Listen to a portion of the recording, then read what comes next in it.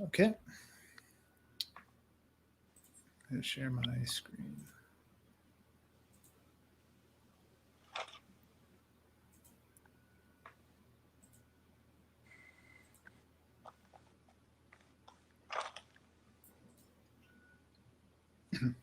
Can everybody see my screen?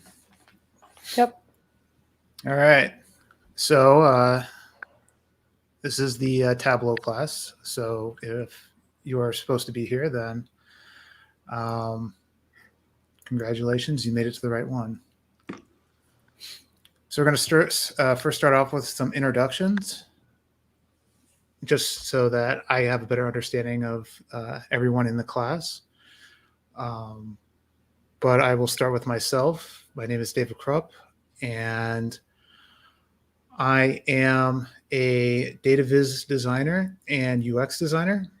I originally started as a systems analyst, and I slowly moved into data visualization. I got into Tableau by accident and have been self-taught, and I've been using it for around 10 years. Um, I then eventually transitioned into freelance as a data viz designer, and more recently UX designer. Um, so that is my current um, profession. Outside of that, um, there's really hasn't been anything too exciting during the restrictions. So it's been good for focusing on work. Okay, Ronnie, if you just you have a background uh, and what you look what you're looking to get out of this course. Yeah, I'm Ronnie Huerta, and I'm at Omaha South High as an assistant principal, and I've gone through this course before, I think, with you, David, and just refreshing and trying to finish the whole cohort that got shut down during the pandemic. Um, but I was very interested. Our district uses Tableau for dashboards around behavior, attendance, grading, but they don't link any of them together. And we've been requesting as end users in the buildings to really link attendance and grades together because teachers, always feel that if the kid isn't there, it's hard for them to get a good grade. Well, to try to show how those things, but we have been able to focus on kids that are there and still have bad grades. What are we doing in the classroom to help them learn? And so just to use this tool to get a couple of different district databases, in one place to visualize on a dashboard is my end goal for this time through the course. Okay, great. I'll go next because I'm guessing Michael will be typing his out. That's a good point. I'm Maura Ramsey. I graduated from UNO in December 2020, so I'm new to the work world, full time, I should say at least. I graduated with a degree in marketing and a minor in sustainability. I currently work at the Nebraska Tech Collaborative. It's an Exarban Foundation workforce initiative. Right now, I do all sorts of different things, but I've been helping do a lot of data collection projects, and we kind of get to this standstill point after we collect all this data that we're not really sure how to communicate this or make a whole lot of sense of this. So I wanted to learn a program like Tableau to do just that and kind of see where this can take me in my career down the road. Yeah, that's great. And Michael, if you want, you can chat yours, and I will make sure to take a look at that. Um, but back to what you were saying, Maura, that's actually very common. For a lot of businesses that I've seen where they invest all this money in data collection and they have a bunch of technical skills, but when they get to how they want to visualize information, even when they bring in a tool like Tableau, that's really where they struggle. And there's different ways to approach that problem. There's user-centered design from a UX UX designer's perspective, But then there's also just data exploration from a data viz perspective. So I will talk a little bit more of that about that aspect in the next class, not this class, but the one on Thursday. Yep. So this is a quick overview of just some links that you might find helpful. So Tableau comes in a couple different flavors. The one that you're probably most familiar with, or the ones that you're probably going to use the most often, is Tableau Public and Tableau Desktop. Tableau Public is free, so if you do not feel like spending that much money, especially for like a personal project or something like that, you can always use Tableau Public. Just know that when you upload and save things, that it will be available to others. So don't, save things in Tableau Public that the security people get mad about, because that would probably be bad. Tableau Desktop, you get a 14-day trial. It's actually fairly expensive in my opinion, but it does give you a lot of functionality that you would otherwise not get in Tableau Public, mostly regarding the data, the type of data connections you can have, and then also being able to save securely without having it out available to public. For getting data, there's a lot of different places, but a few of the good ones I have listed here. I don't know if you're familiar with Data World, but they have a bunch of data sets that you can basically go search for. And so, one of the best ways to learn Tableau is to practice. And that's a really good place to just kind of look around. Another is just the Superstore data. Usually it's going to already be in Tableau. So if you're just like, if you need to have a data set and you just don't know where to find one, this is one of the places where you can get it. Sometimes in Tableau it's not available. So if you ever do need that Superstore data, that link is right here. Makeover Monday, I don't know if anyone is familiar with this, but this is a community project within Tableau that I highly recommend. It's actually started from the UK, and it's a place where they look at data or they collect data every week. So Maura, in your example where you're collecting data all the time, but you don't know where to visualize it, in this case, they've already collected the data for you, and it's a place for you to try your best attempt at visualizing it yourself. And the other nice thing is that there's other people who are visualizing and sharing their work on that same data set, so that you can see how other people approached it. So it's not just, you just trying to think about all the ideas. You get the whole variance of approaches to visualizing data through that program. And I think it's really helpful for people when they're trying to learn Tableau. And the last one is D3. I don't know if anyone is familiar with it, what D3 is, but it's a JavaScript library. And once you feel really good about Tableau, I highly recommend looking into D3. There's another website called Observable, where you can, it's basically like a browser notebook that you can start creating data visualizations through the browser. And there's certain benefits that you have when you use D3 compared to Tableau. And so that's just something I would recommend as an alternative. For one thing, you can actually do more user-centered design based on web applications and mobile applications. And some of the limitations of Tableau, you can actually counteract, or you can do a lot better, like animations and some other things that require that precision and full functionality of the browser. You can do through that. And I also highlighted a quote here: you can have data without information, but you cannot have information without data.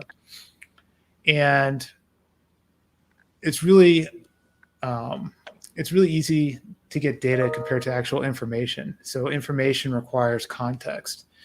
And context is probably the most important thing to have as the person that's interacting with data. So unlike a data scientist where you're trying to remove the person from what you're analyzing, you're trying to, have predictive models, you're having analytics and those types of things. Data visualization is a very human involved activity and process where you are the person, you are required to think, you are the person required to see the insights, see the patterns in the data and the different visualizations. And then it's very iterative. And so when you do see something or you do answer a question, you're likely going to ask another question. And so really the more that you just use or you practice data visualization, and Tableau is great for that because it's a very iterative tool, the better you're going to be with that whole data exploration process. And that's why it's really easy to get started. Tableau, I can really show you quickly like how to get a bar chart, and here's a couple different things that you can show, and help you create a dashboard very quickly. But it's very difficult to really feel like you're an expert where you're kind of thinking with the tool, where you can look at data and really have an idea of how you want to approach it and know about like what chart types that you want to have. And there's really no other shortcut to that outside of just being able to practice and enjoying it. So as long as you enjoy it and you find value in going through that and better understanding data, then along the way, you're going to continue to improve and eventually become an expert. So this is a diagram that I like to think about just from a high level of like a typical environment. And so you have something at the very top here with the data availability and quality. So if I'm a data engineer, all I care about is moving data and making sure that it's efficient. And I'm looking at things very technically. And if I'm more of a data scientist, I'm looking more at automation, predictive analytics. So decisions that don't necessarily need a human in the loop. Something that could be, a program or an algorithm can do automatically, where it actually is detrimental to have a person in that process. That's a lot of what data scientists are working on. And then also other things that are difficult, or they want to remove human bias for classification, or if they want to have any recommendation systems, anything that requires automation or just heavy uses of statistics, that's their realm.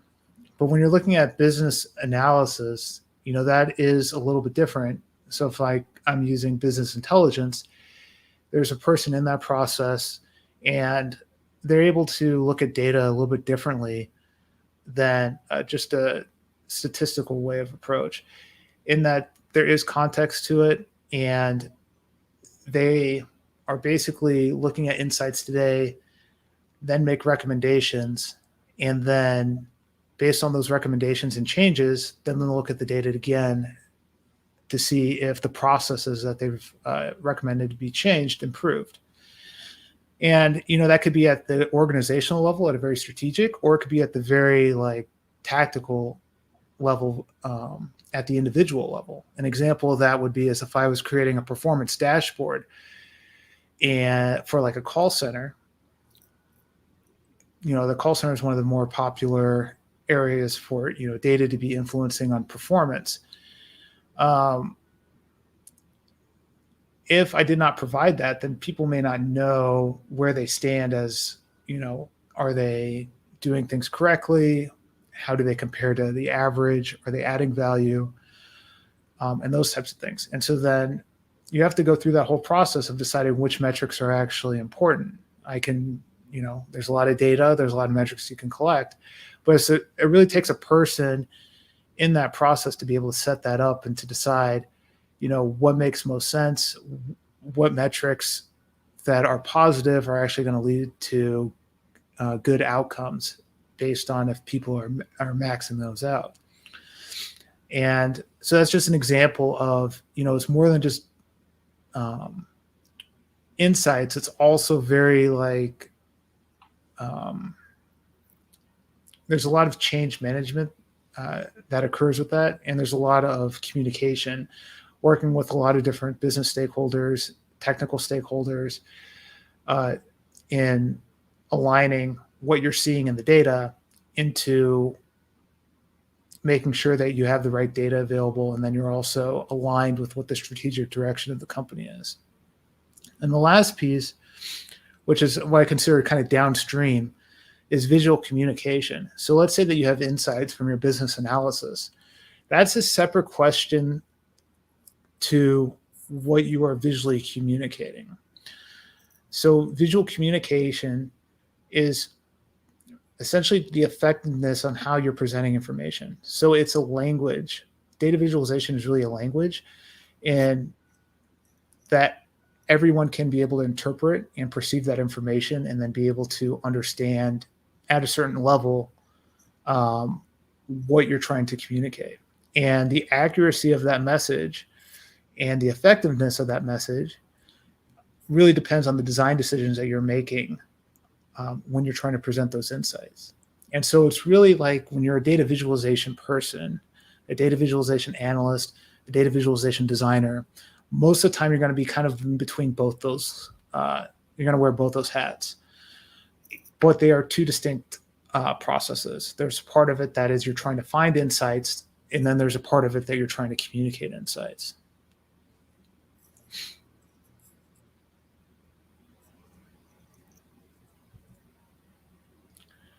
And this is the same diagram, but then I'm just rearranged some of the tools and technologies around to kind of get an idea of what tool you're using and kind of like where they usually are found kind of within this whole data processing.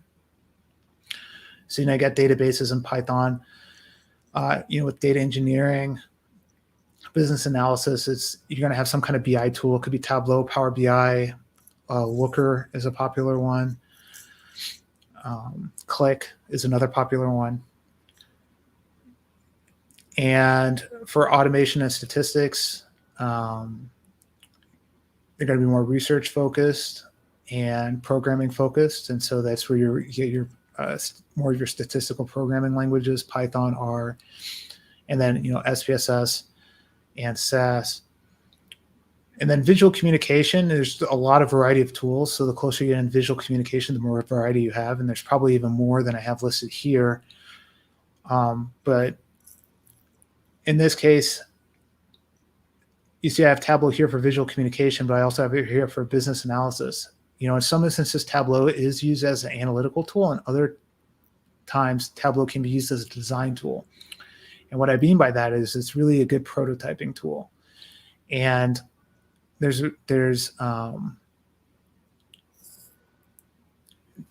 part of the design process that really benefits from being able to look at charts and different ideas on how to present and communicate information with Tableau before you even start development, if you're trying to use like that JavaScript D3 that I was talking about before.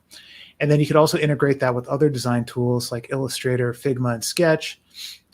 And eventually then you can use that JavaScript with other web technologies to be able to build it out. Are there any questions on that? So whenever you're looking at the data process, and so I say it's downstream, I always like to say that data viz is the caboose of the data process. And so what I mean by that is I think people underestimate how difficult and challenging it is to actually get to the point where you're A, communicating something that's meaningful, and B, communicating something that is accurate. And accuracy is both from the data perspective and also visual accuracy based on the design decisions. Like I can lie through statistics. I can also lie through data visualization. And I can also lie through the data I'm collecting. So there's many aspects within that process where there can be something that creates a truth that is very different than the actual truth. And then there's also, and that's just, if there's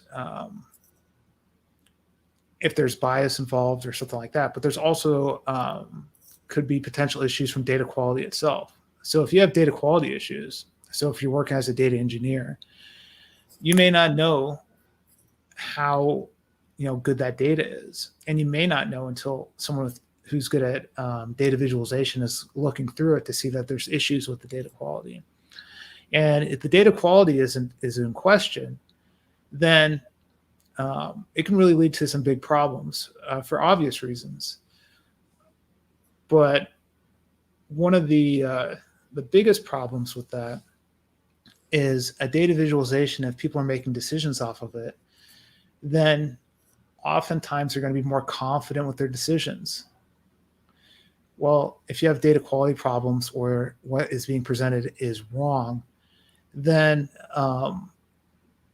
that can really lead to trust issues with users if you're working in that kind of environment.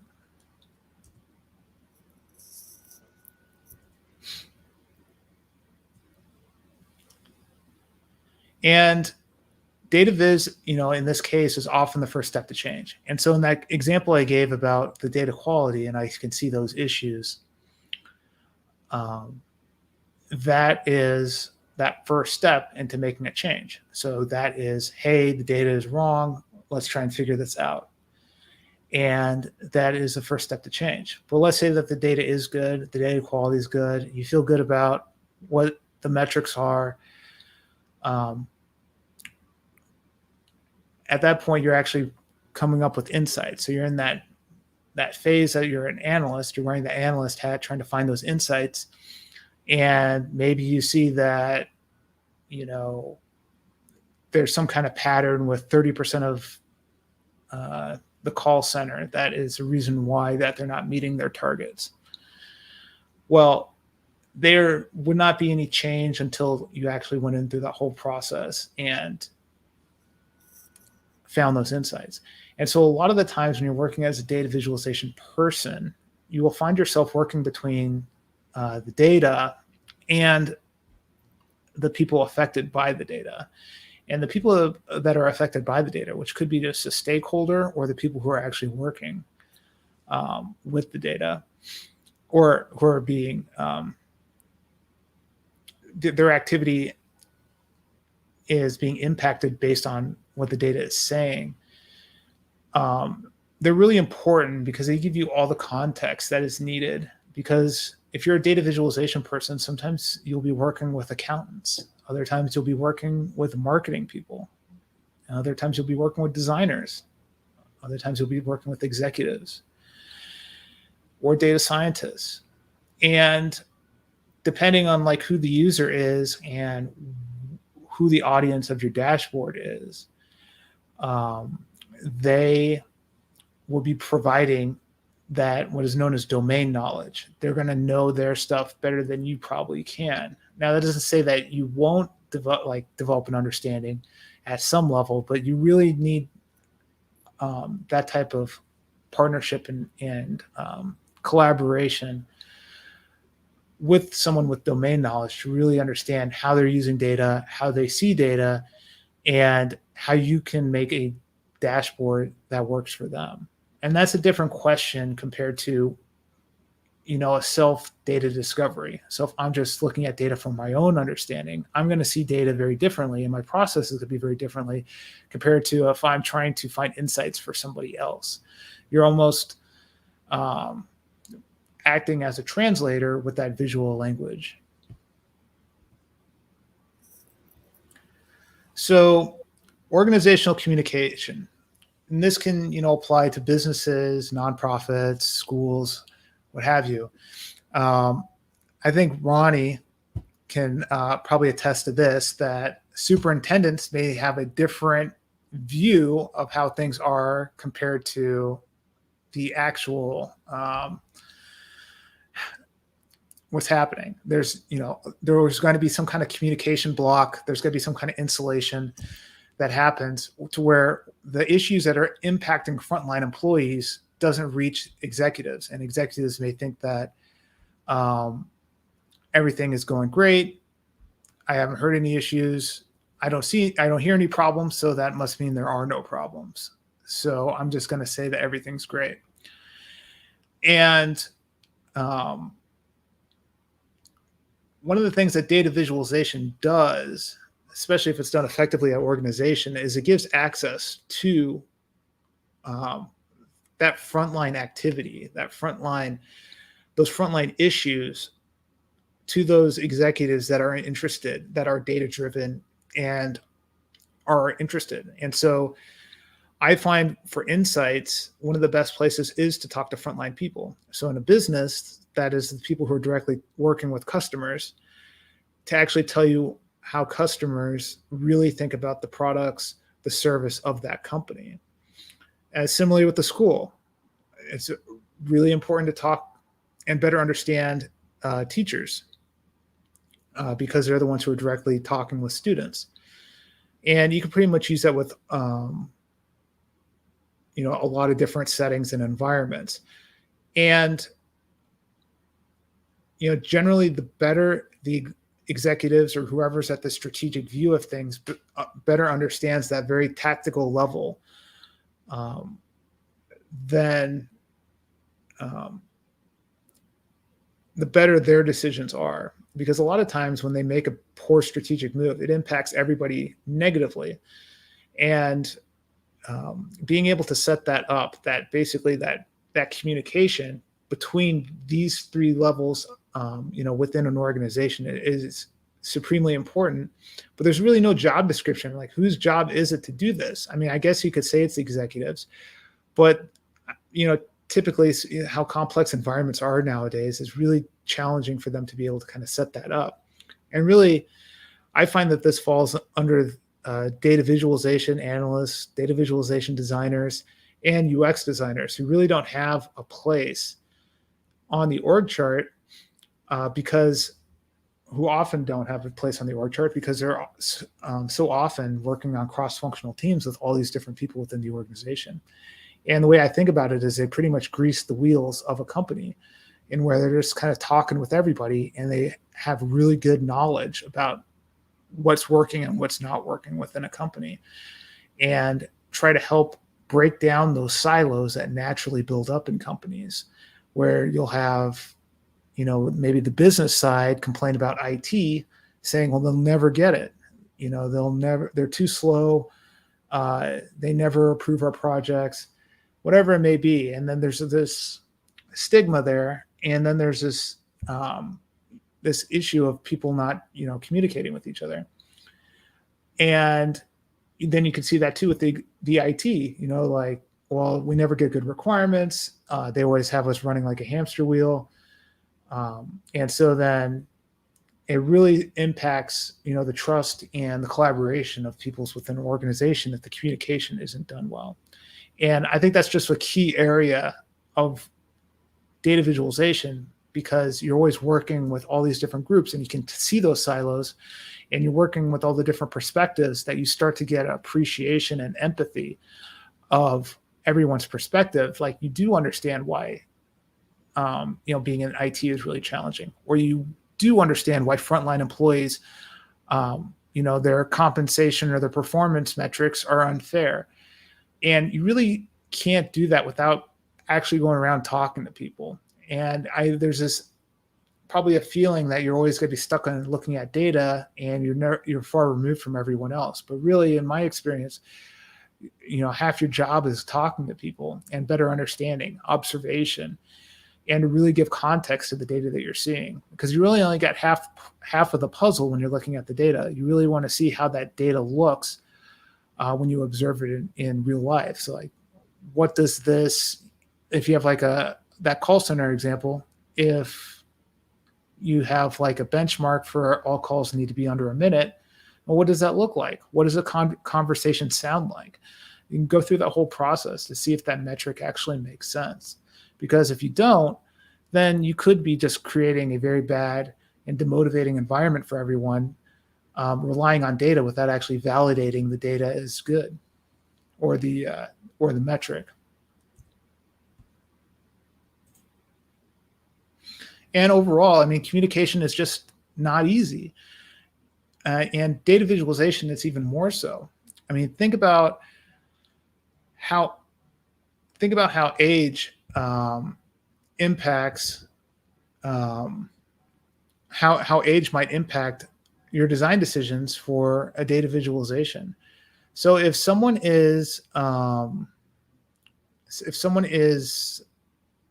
60s or 70s, and they grew up with maybe Excel or spreadsheets, the transition from there to a data visualization, and being able to interpret and seeing new charts that are unfamiliar, maybe more of a challenge than other people that have seen data visualizations, as they've grown up. And, there's definitely, you don't want to have, discrimination is obviously a huge issue in everything. But in data visualization, everything is very much reliant on the user's mental model. And a mental model is greatly influenced by when people are growing up. So it's not so much that the age of someone, saying that someone who's 60 or 70 can't learn something or do something different, is that their experiences are different. And it's not seen as a negative, but it's just an understanding, because there's tends to be a frustration that not all users see data the same way, and there's a reason for it. And so that's why it's better to understand why that might be.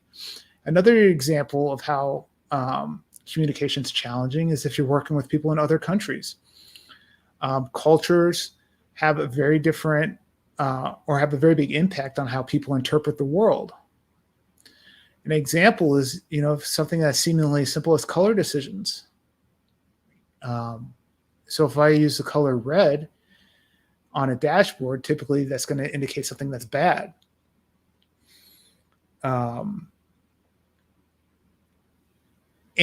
something that's an alert, or something that needs attention. And that's just how we kind of associate it with it. Stop sign, stoplight, sirens, those types of things. However, if I was designing a dashboard in China, red is seen as good luck.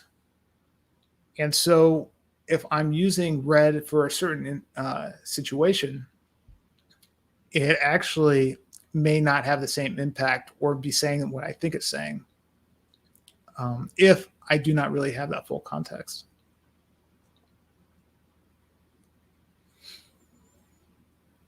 And I also think too,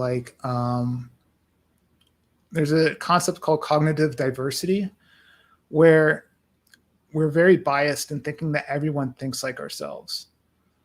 And generally we know that that's not true, but it's still really difficult to kind of get outside of our own heads to really think about how other people interpret the world. And, that does have an impact. Like, there's some things that just are not environmental. Some people are just more analytical. Other people are more creative and visual. And that's just how they prefer to see information.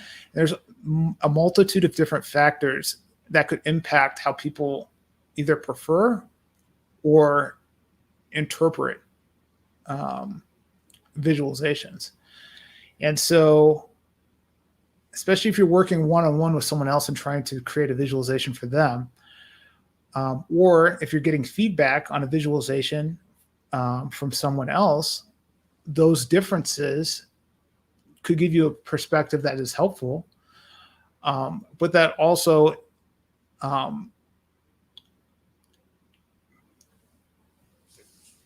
may be an indication of just a different thinking style. And so the challenge is trying to be able to kind of balance those two things out, of what is something that is an actual good, like a best practice, or something that could be disseminated to a broader audience, versus something that, is just a decision based on what the preferences of an individual user is. And, people are fickle. and I was talking about mental models before and change management. Change is really hard. If you think about it, what is a good morning? A good morning is something that everything happens that is planned. There's nothing that stresses you out. There are no surprises. You get up at the time you expect to get up. You didn't get up at 3 a.m, or you didn't sleep through your alarm. You got to take your shower without having to speed up or or had to like rush through it. You had time to make coffee. You could relax a little bit, maybe listen to some music. But then if something happens like a fire alarm, like if you're living in an apartment and it wakes you up, well, then all of a sudden your whole routine's thrown off. Or you get some kind of tasking that says that you need to get something done before work starts. Well, your whole routine is thrown off. And, generally people think like that too. Like people don't want to think.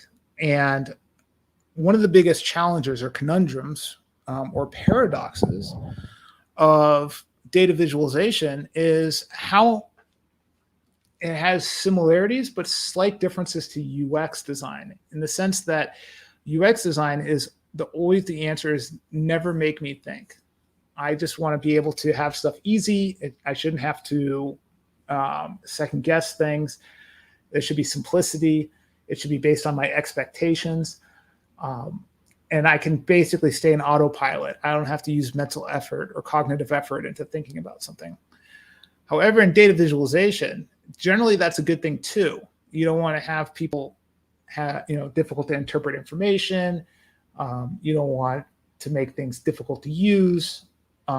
Those are all great things. However, if you take that too far, you're essentially saying that you'll never share information in new ways because people don't expect it or they haven't seen information in new ways, whatever that might be. And then you have to ask yourself, well, am I missing something if I always see information the same ways? Like, what happens if I'm trying to be more creative?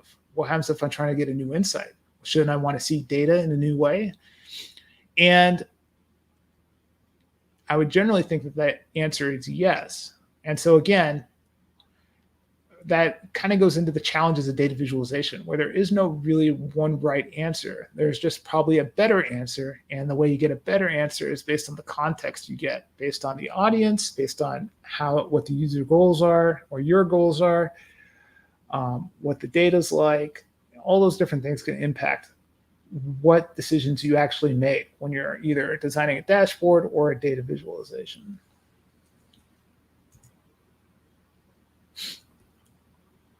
And each day is different, every day that you're looking at data, and let's say that I'm looking at data from like a daily perspective, and I'm looking at metrics, there's something that is probably happening that is impacting that data that you don't know anything about, either because the trend is just so glacially slow or it's not understood. And that's why it's really important to always check your assumptions, make sure that you are always going back and looking at to make sure that everything that you were, that the reasons why you made a data visualization a certain way a month ago, still holds the same reasons today, and not really do a fire and forget type of mentality when you're designing these things. And you never know. Maybe you have expectations based on looking at data every single day and it hasn't really done much, but then one day, all of a sudden you get this huge outlier and then you get another outlier. Well, that's why it's really important to find out what a typical day is and kind of establish what normal is. And then because once you establish what normal or a typical day is, then you could also establish what a abnormal day is. And then that, depending on how infrequent that is or how important that is, then you can start to decide, okay, that's important enough, I should alert users. And so that's going to impact your design decisions. So it's thinking about those types of things on how they would impact the data visualizations you make. So this is a graphic and looking at, what we're actually doing here. So people could say they're data engineers. They could say they're data visualization. They could say that they're UX designers, or systems engineers, or all those different things. But these are just different slices of the same thing of, this is data at the very physical level. You have charts, you have your brain, which impacts how you interpret information. So it's not just data, but it's also your brain. The more creative, the more strategic, and the knowledge and intelligence that you've built up, well, you're going to get more out of the data that you're looking at than someone who's unimaginative, who doesn't really know a lot, just because that's the way it is. And then I also have here just the B's, just to show that's a pattern of behavior. In this case, it's a pattern of nature that can be collected based on the data. And so the data is actually trying to make sense of that, and that you're interpreting that information. So you need all of these things to be able to make this visual communication work. You can't interpret anything if you don't have a brain. There's nothing to interpret if you don't have, some type of activity to look at. You can't interpret things very well through just having the physical data look. That's just not how visual perception is most effective for people in processing this type of information. And so you really need to have all four of these things to be able to have something that actually will develop an insight. Okay, got to check on time here. Do we need a break? Okay, we will have a 10-minute break. So back at 7:15. All right, thanks.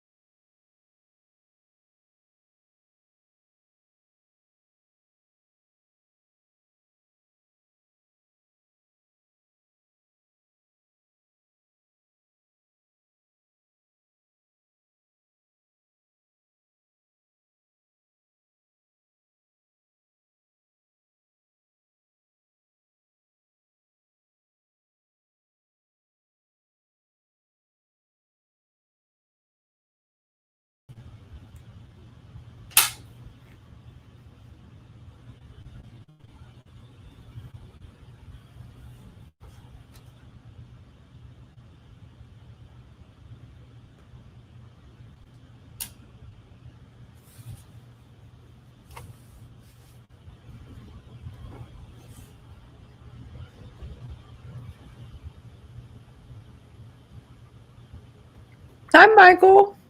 Hey, how are you? Good. Glad to see your face. Likewise. It's good to be back. Oh, welcome, Michael. Hi. It's good to meet you, David. Good to meet you too. Were you able to follow along the lecture before? I saw that you Yes. dropped out to restart your computer. Yep. Cool. At first, I thought you were just leaving because you thought the lecture was bad. So No, never. I'm kidding. All right. So I know we went through a lot there. Are there any questions? Kind of just that was more of a big picture look at kind of like data visualization and kind of the analysis, and start to think about the design piece. No, I think that was a good All right, great. setup. Okay, good. I had a question on slide 1. No, Oh. I'm just kidding. No, just kidding. I was I'm like, just kidding. I was like, that's a lot. That's Back there, what? wow. But I couldn't say anything. I'm the only one who's allowed to do jokes around here, so. Oh, okay. Right. I'm kidding. I'll bring it down. Bring it down. All right.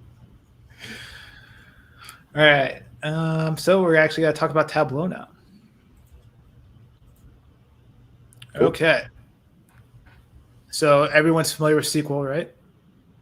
I know you haven't taken the SQL class yet, but has everyone heard of VizQL? No. No. Okay, so VizQL is actually what Tableau, they don't say it as much as they used to. It used to be the big marketing thing of Tableau, VizQL. It's the visual query language. So it's basically the way that when you're making changes in Tableau and you're kind of just like moving things around, on that interface, behind the scenes, Tableau is creating actual SQL calls and pulling that information, so that you can be able to see it. So that's all behind the scenes. You don't necessarily know it's existing. But it's useful to think about it this way, in that even though you are using Tableau and it's visual, you are querying, that data. You're just using it in a way, instead of like, having that syntax out by actually typing out SQL, you're just making those calls based on what you're, how you're interacting with that interface. Okay. So I have 4 words here. Does anybody know what they are?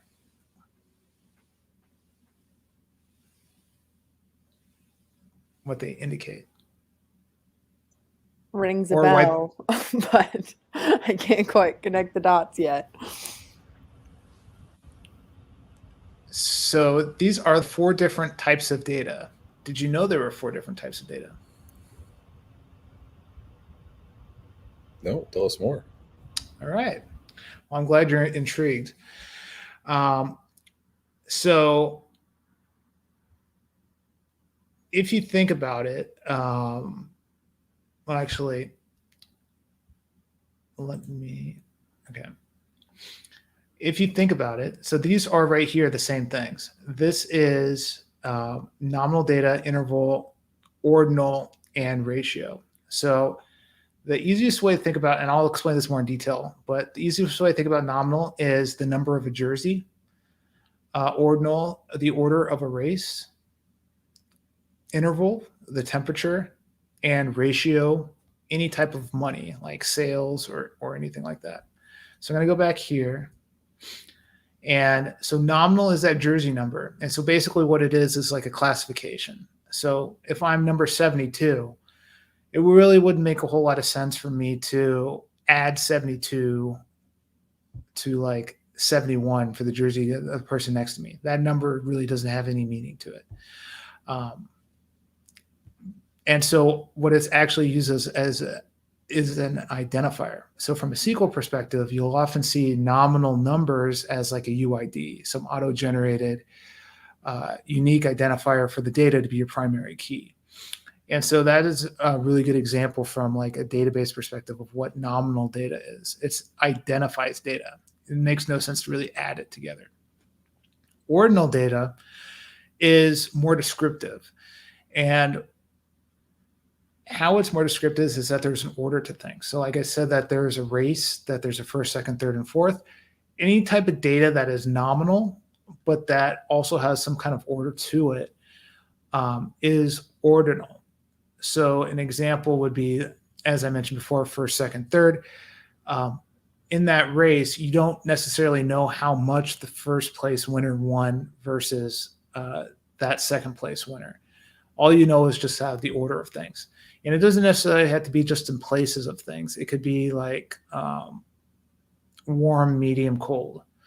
Any type of thing that has an order to it that you can kind of generally put stuff in an area could be considered ordinal data. Another example is survey data for any type of Likert scaled answers that you have,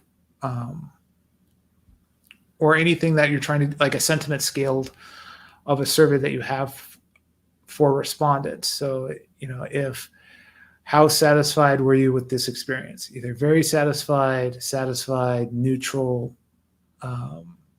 dissatisfied, very dissatisfied. So it's a 5-point scale.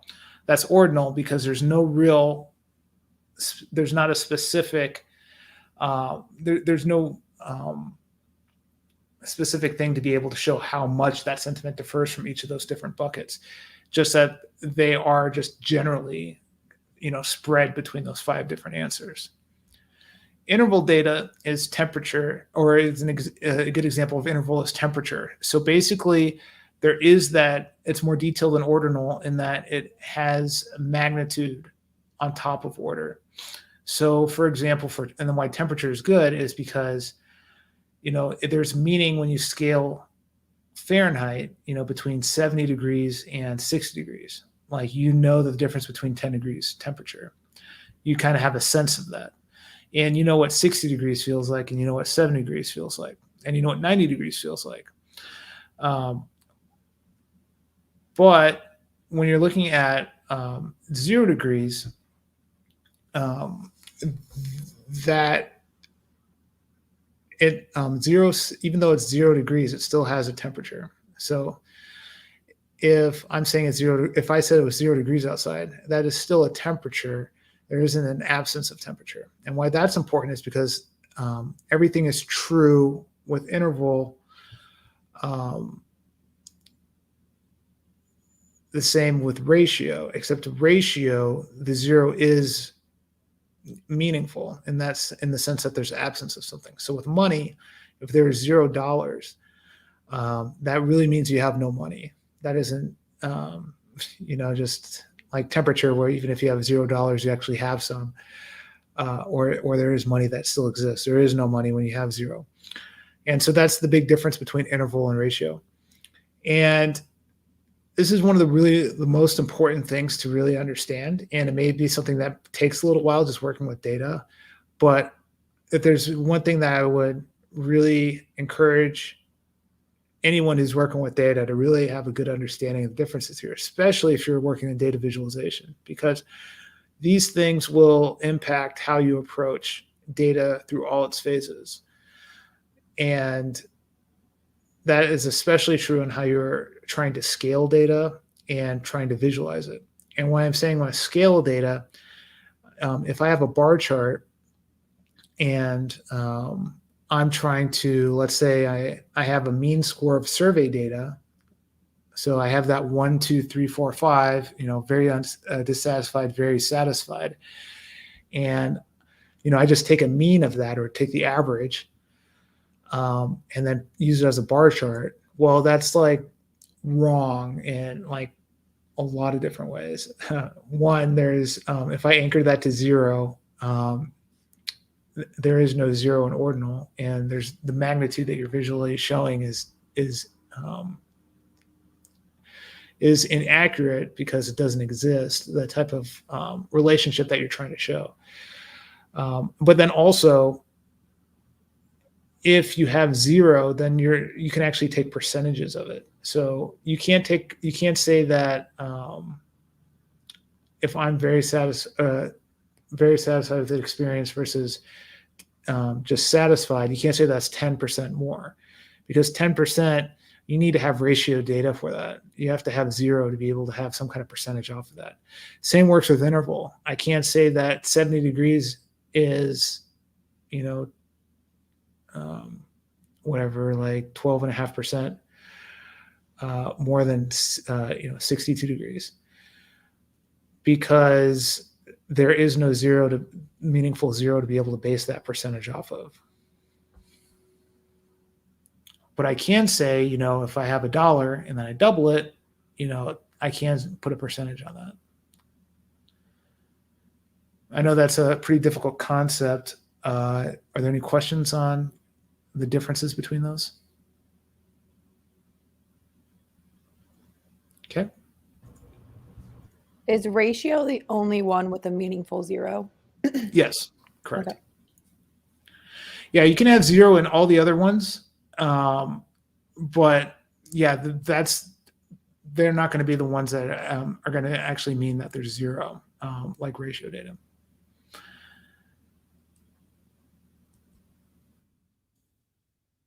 And so how that shows up in Tableau, how many people have some type of familiarity with Tableau again? Okay. So the pills. Have you had the pill talk? That's usually like every Tableau beginner class. There are blue pills and green pills. Really? Oh, they haven't had the pill talk. Okay.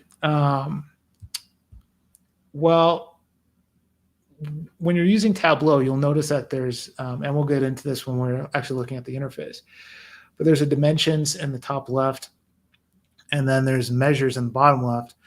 And so the bottom left and the measures are green pills, and the top ones are dimensions, which are the blue pills. And so if you have nominal and ordinal data, and most of the time Tableau will do this automatically, but not always. So that's why it's also important to know this.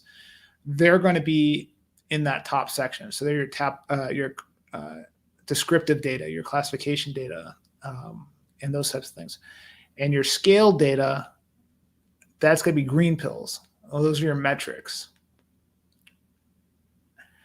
And so that's going to be your sales. That's going to be, time and those types of things. And actually time's kind of tricky because it actually kind of crosses between both the blue and the green pill, which is always an extra challenge to discuss.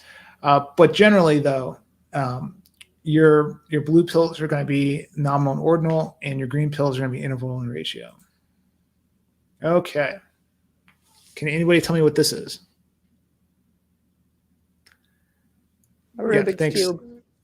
Yeah. Rubik's Cube. And this is actually the best way I can really explain this from a Tableau perspective and a data perspective. I know that there's things like data cubes and stuff like that. So I'm not talking about a data cube in that sense. What I am talking about is, so you basically have your metrics, and your metrics are basically like this form of data. Like you could think of it, just like, I connected my data and I'm looking at Tableau with a blank canvas. I just have this data here that I'm ready to get started with. So it could also be like clay before I'm trying to make pottery out of it. Or it could be, anything that's just like starting from scratch, and you really do have like a blank canvas. But based on those different selections that I make, based on the, on the dimensions that I bring into the view, that is going to impact the different measures that I have. And so think of this cube as like one of the, like that sales data as a measure. And then each of these little blocks are being created based on the dimensions that I slide into it. And so really you have like, if I have total sales of a company and just have one green pill on there, then it's just going to give me a number. But then if I add in a descriptive data like office locations, well, now I got total sales of office locations. And so the metric basically, is your starting point, and then this is the aggregation of it. when you're starting to work with it, but then you can slice and dice it in different ways based on the blue pills that I add to the screen.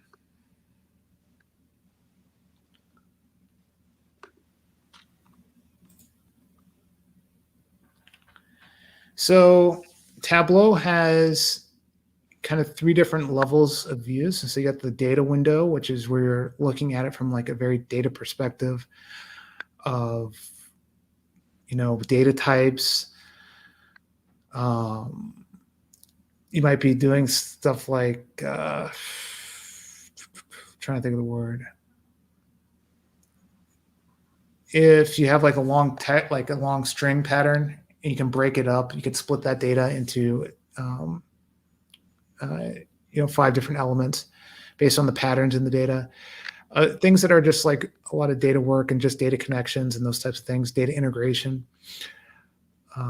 joins, anything like that, you have in the data window. And that has to be right before you start working with the worksheets. And the worksheets is where you're actually building the charts. And once you build up enough worksheets, depending on what type of dashboard you're making, then you get into the actual dashboard design. And we will be going through all of those.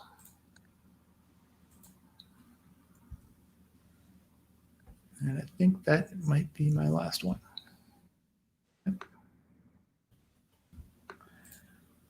So does everybody have Tableau ready? I'll start it up. All right.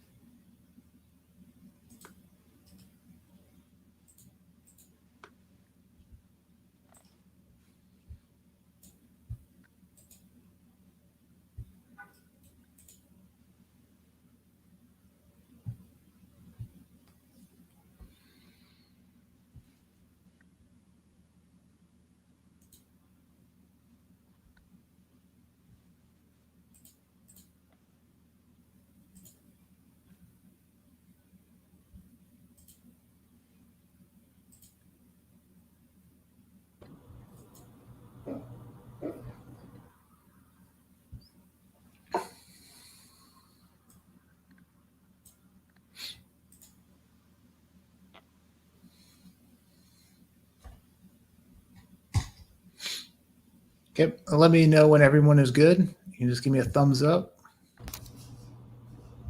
There's one. Do we just push open? I've just got the desktop there. Do you want us to open something, or I've just got the blue?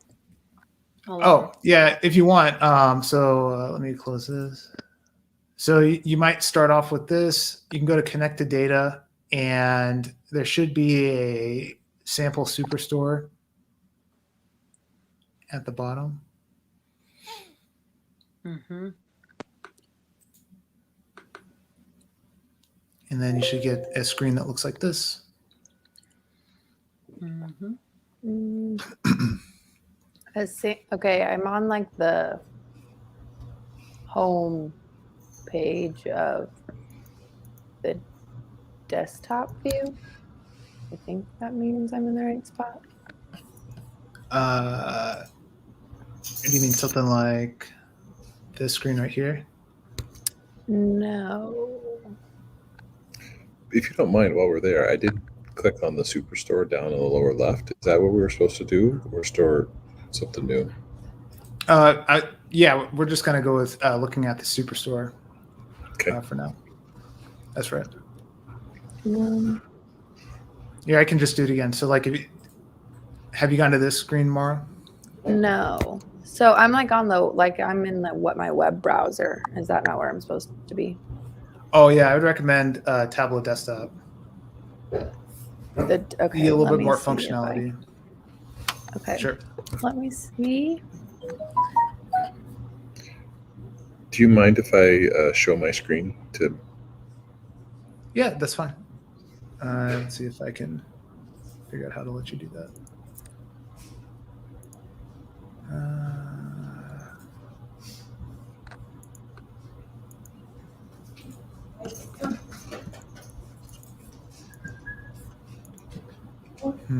I don't know if I can let you.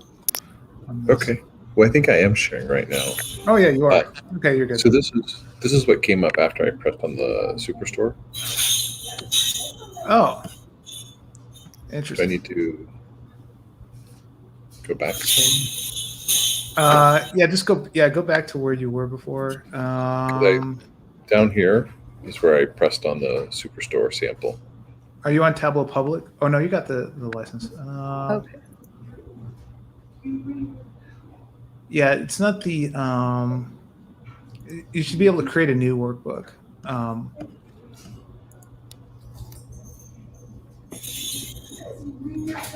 Right. Yeah. File That's new.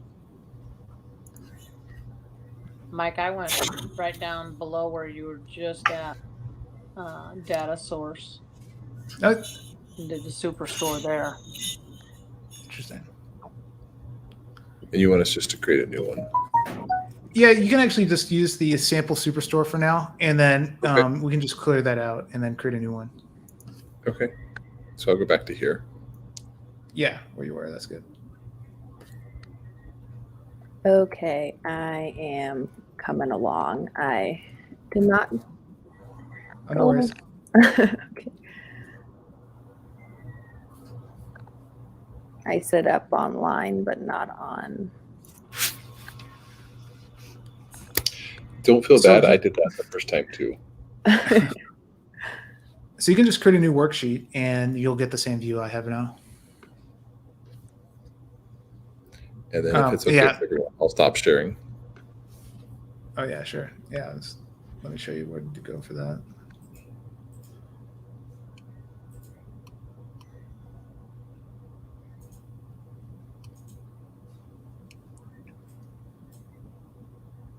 Okay. So if you look down here, there's 3 icons. So if I want to create a new worksheet, I just click this button down here. And then when you do that, you should be able to get a view that looks like mine.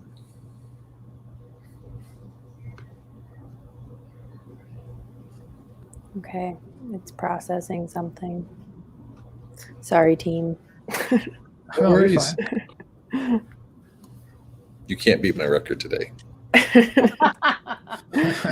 I'm glad you set the stage. Yes, I don't know how long this will take me, but I will. Hopefully, it'll speed up. Don't worry. I mean, like first Tableau class is always going to be. There's always something. So Yeah, because right now it is processing the request and sending data to the server. interesting. Yes. So And what hopefully- server did you choose? The east or west? I think I did east. Well, I had already. It went away, so maybe it's going. So Ronnie, when I did that, it was creating a website for me. So it was creating like a hosted site. So I went back afterwards and then found the download desktop. Right. Yep. I had Okay. to do that too. So our directions from Nate weren't like you couldn't just hit the link and download. I Oh, did the really? same thing. Yeah. It was you did that east server and then when you got it finally there, I think Okay, I think I'm where I'm supposed to be, but I'm on the part where it has the blue little side column. So we're supposed to go to the sample superstore. Yes, correct. Yeah. So if you go here, there's sample superstore. Yes. Okay. I clicked. Okay. Okay. Okay. And then if you since you have a Mac, I'm sorry to interrupt, David. Since you have a Mac, I ended up going up to the file, like David had mentioned before, and I did new off of file. yeah, Okay. and that works too. I think I'm in an okay space. I'm Sweet. here. All right. Okay. So thumbs up, everybody here. Mhm. Yes, All right. but 1 second. I need to turn on some lights. I'm in a dark cave. It's just one moment. Okay, sure. I was like 3 thumbs up and 1 caveat. So Okay, I'm back. I was really messing with my eyes for a minute. Sure, no worries. I know sometimes the darkness helps you, be in the zone. Yeah, I'm like, it got dark really fast. Now I'm just it's in a cave and it's distracting me. Okay, now I'm ready. All right. Yeah. It really sneaks up on you. Yeah. All right. So I'm just going to first kind of go over the interface a little bit. So we connected to the Superstore data, and this is basically the data pane, which should not be confused with the data source window. And this basically just tells you what data that you're currently connected to. And you can have multiple ones that are listed here, and you can switch between those based on the different worksheets that you have.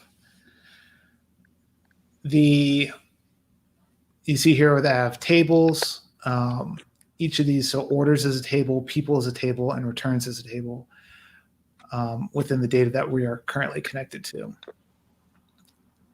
These are, if I move this customer name here, you can see that there is a blue pill. So that is the blue pill and the green pills I was talking about before. So when I do that, can someone tell me what type of data this is? Customer name. Nominal. Correct. Very good, Ronnie. Yeah, so this is nominal data, and so that's going to be one of the ones that we're going to have for blue pills.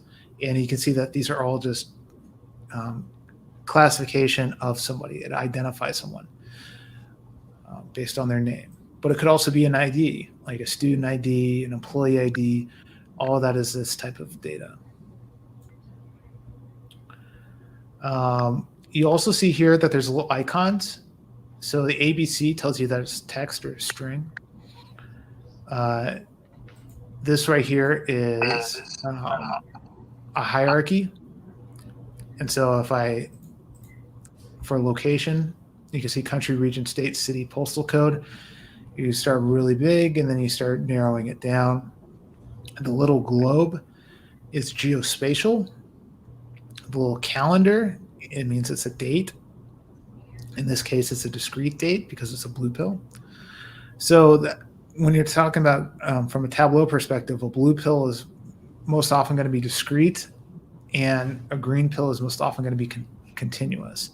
And the way that to think about the difference of those is kind of go back to the other data types, but also think about anything that is continuous or a green pill needs to be scaled. And so there's going to be an axis involved. And anything that is blue pill is more of like there are items that they're discrete from each other that you can kind of count. There is no scaling of it. So like a state is a discrete value because you'll have like 50 states that are just plopped there. You can count those, which will then make that a continuous, but the states themselves are discrete.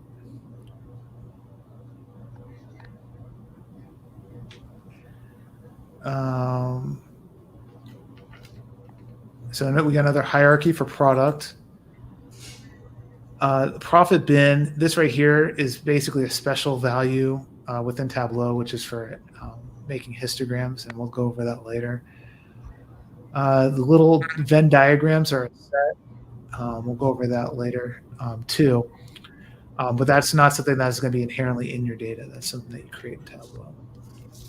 And then all these little green numbers, those are metrics or continuous data.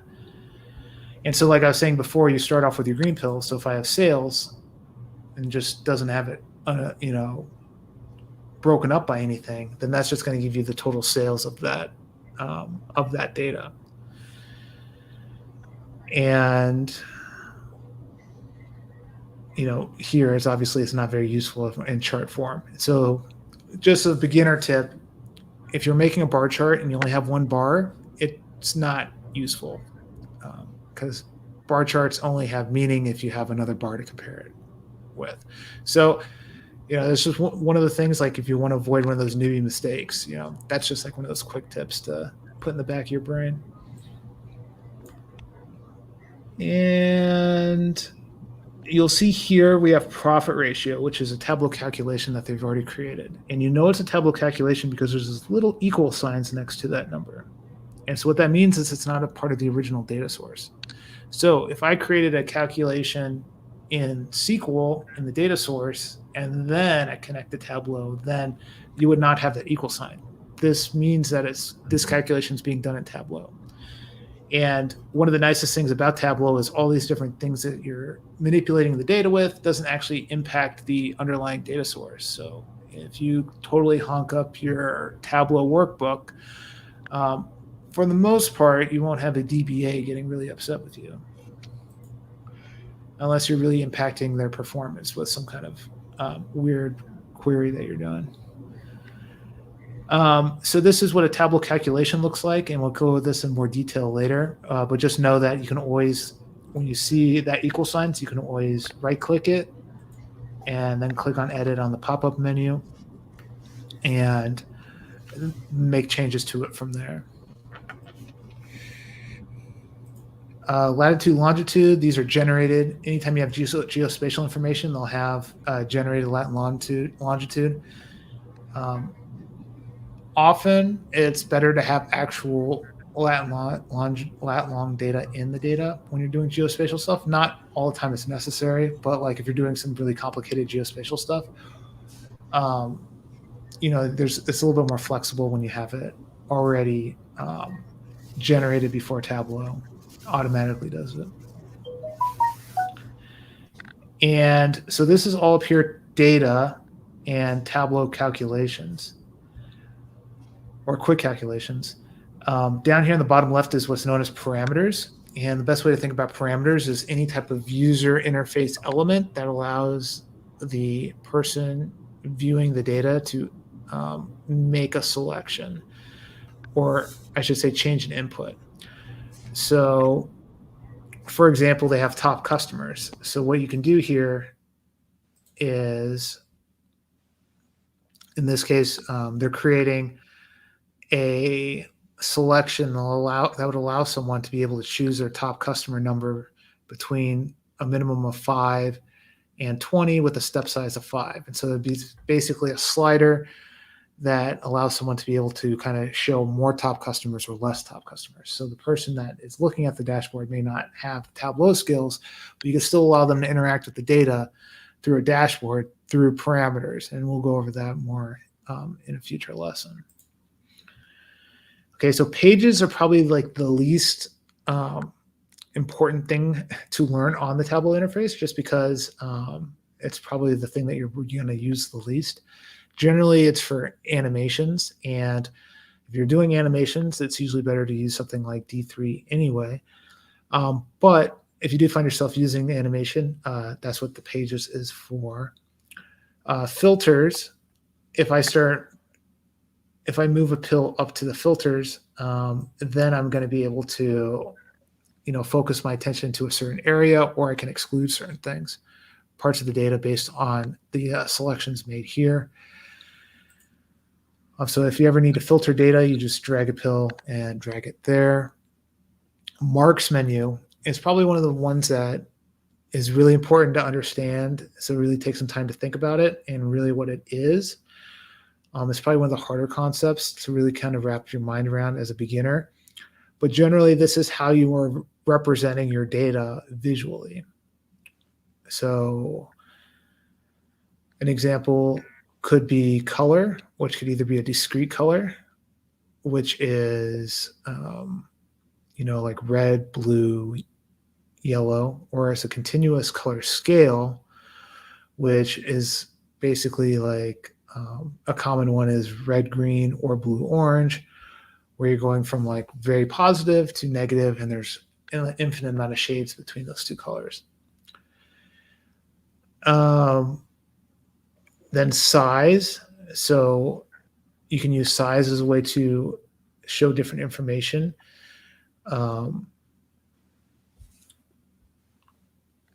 And you can also use text to bring labels onto it. Detail doesn't actually show anything, but it will affect the visualization when I bring it on there. In this case, since it was blank, it will add these 3 boxes, but it's not actually in the view. Well, it's not actually a part of one of the axes. And there was like, if I put it on side, there would be a different size for each of them. And then tooltip is basically the hover card that you have. So if I have segment and I put in order, I'll put on text. So this is basically a text label. There is no order to things, so it's just going to automatically just fit all of these different order IDs on here. But then right for my tooltip, if I click on tooltip, I'll have order ID, but then I'll also have the segment, which is an attribute. And so you can see here that each of these has a little card that shows up with additional information. Okay, so this pull-down menu is how you get the different types of visualizations that you want. And so, these marks cards, that if I say like the color marks or the size marks, that's indicating like the differences between the different things. But the actual like chart selection is primarily done through this. And if you ever get lost, there's a helpful little section up here called Show Me, which when you start clicking on these different pills, it'll tell you which ones are available. So in this case, I have sales. It's saying, I can do a horizontal bar chart or a histogram. And now I got segment and sales, and it's saying, I can do a pie chart, I can do horizontal bar chart, tree map, and all these different elements. So if you're ever confused about like what you can do and what you can't, you can hover over each of these and it'll tell you, okay, you need to have one or more dimensions or one or more measures, or in this case, a time series chart, which would either be a line chart or an area chart. You'd want to have a date selected. Okay. And then we'll go over this a little bit more in a second. So this is the next part is the column shelf up here. This is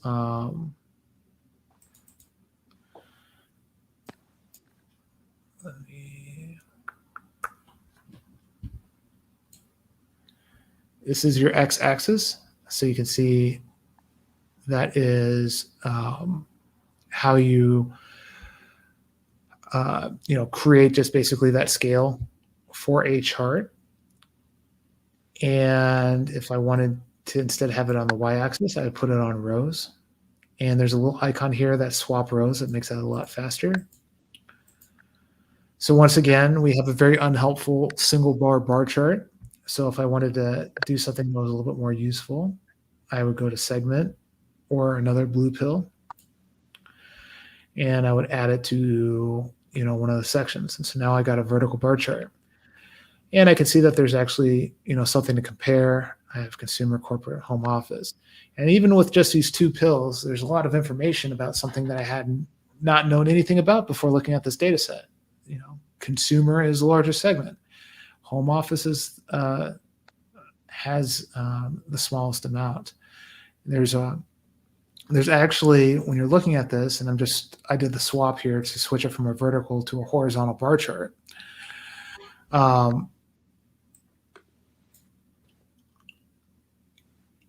You can actually see that there's ratio data in that you have something that scales to 0, and that these differences between these 2 bars are meaningful because they actually are anchored to that 0, and you can actually have a percentage. So visually perspective, it's visually accurate.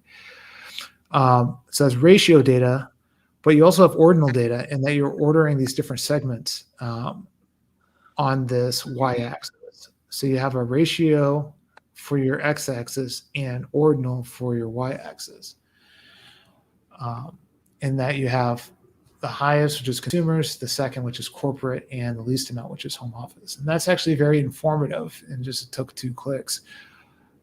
And a lot of times, being able to present something as simple as and clearly as this can actually mean a lot for certain situations where people overcomplicate things unnecessarily. Can you show us how you expanded the bars so they were a little thicker? Sure. Oh, you just So if you drug- hover over here, if you hover over here, you Mhm. can automatically adjust once the icon changes to the up and down arrow. Okay. Got it. And then you could also go to this pull down menu and you can show the entire view, which will automatically adjust your view based on. So it'll like, that's more a little bit more of an advanced thing, but like it will depend on different factors on which one you'd want to use. Okay, so those are the pills, and then you can continue stacking pills as far as you like. And so what that would do, so if I have sales, and then I switch to, or I add in profit, when I have sales bar chart and I got a profit bar chart.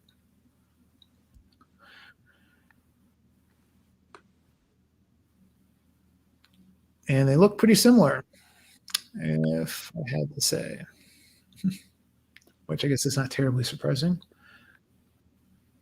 for sample data. Then I could also add in maybe ship note. And now you can start to see that I'm slicing the data even into, a more detailed look. So if you're thinking back again to the Rubik's Cube, your metric is like your starting cube. Every single blue pill that you're adding onto this, because, you got a sales green pill and a profit green pill. Those are each their own Rubik's Cube, basically. And every blue pill that I'm adding to these segment and ship mode, it is giving me more comparisons. So there's more variation. There's certain ones like corporate same day is a very small value, while standard class consumer is a very large value. Not only is it giving you more things to compare, it is also reducing your sample size for each of these different groupings. So the orders that are split among these different elements is getting smaller for each of these. The actual number of data records for each of these different cuts of data is actually getting smaller. And that's just always important to know that there's a trade-off between, how detailed you get your data to the point where, some of the comparisons may not make as much sense, or there might be more volatility, and you just have to take account for that.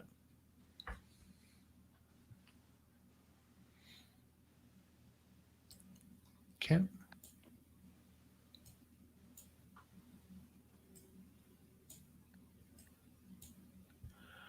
So if we take all the pills off, we have our blank canvas again. If we're looking at the top menu, so that's basically your start page. The undo button or the back button is always a tablet person's best friend. You do an oopsie, you drop a pill and it breaks everything. You could just press the back button, and you can press back button as much as you need to for however long and the number of mistakes you've made. It will always be there for you. Your save button, which is always important. If you want to add a new data source, but there's a lot of different ways that you can do that. Pausing auto updates. If you have some kind of data refreshing, you can always pause it so that you don't have constantly changing data while you're trying to look at something at a certain state of time. You could also do new worksheets here or duplicate, but generally I find it easier to do those types of actions down here at the bottom. But if you like the menu bar, don't let me dissuade you from using it. I showed you that handy swap rows and columns. These are your sort, ascending and descending. We'll talk more about sorting later. You can do highlighting, but usually I wouldn't necessarily do that from here. So I'd say the biggest items on this menu bar to really focus on is the back button, obviously, save button, this pull down menu, which will allow you to fit your worksheets to the width, the height, or entire view, or keep it as standard. So, especially when you're moving worksheets into a dashboard, that's going to become more important of just how you want the charts to respond to different screen sizes. And then presentation mode. So if I have presentation mode, it means that it will clean this up, because like this right here is not really the prettiest way of being. If I was in a meeting and I was showing this, the data visualizations I made to a group of people, generally you want to click on presentation mode and being able to kind of walk through it, just because it gives you a cleaner look at what you created, which is always nice. Okay. I think that is a pretty much rundown for the basic Tableau interface. Are there any questions on that? Was any of that you didn't know about?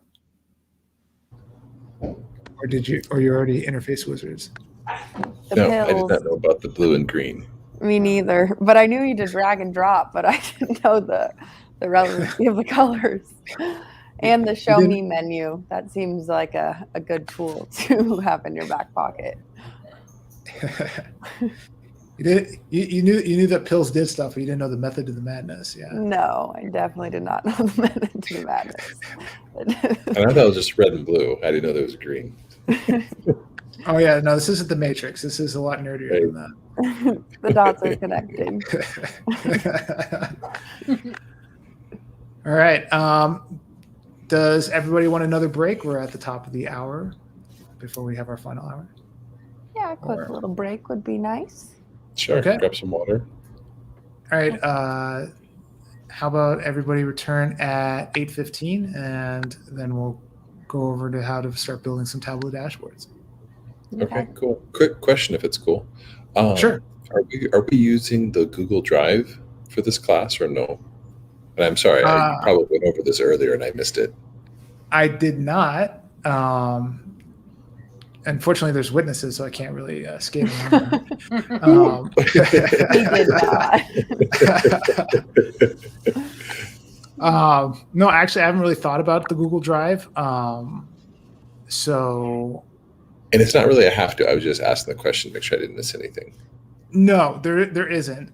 There might be in the future, and if we do use Google Drive, I'll make sure that we're all on the same page before we start using it. But for this class, we won't need it for today. The PowerPoint, even if you can. Yes. That might be a place where you share it, just so if we want to look at it on a different device simultaneously. Yes, I can do that. I was also seeing if I could share it on Slack. Okay. So cool. We'll see on that. Yeah, I'll look into the Google Drive for some of the projects to see if that makes sense, and I'll make sure that everyone has access to the files that we will be using. So. Okay, and I think everything in the Drive right now is pretty much around Python.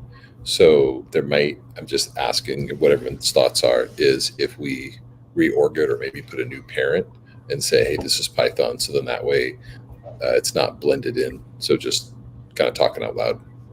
Mm-hmm. I'm for it.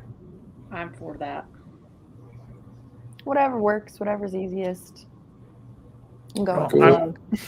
I'm definitely for whatever's easiest. So that's whatever the vote is for that, then I just know presentation-wise, I can't always see the presentation in a Zoom mode. I'm doing it on a smaller iPad, but trying to work in a different screen. And so to be able to blow it up and still have you guys on the screen, but see what you're referring to helps. Sure. Yeah, absolutely. Yeah, I'll make sure that the presentation is available for next class. Okay. All right. All right, I'm going to pop out for a minute. Okay. Yeah. Taking a water. See ya. All right, see you in 10.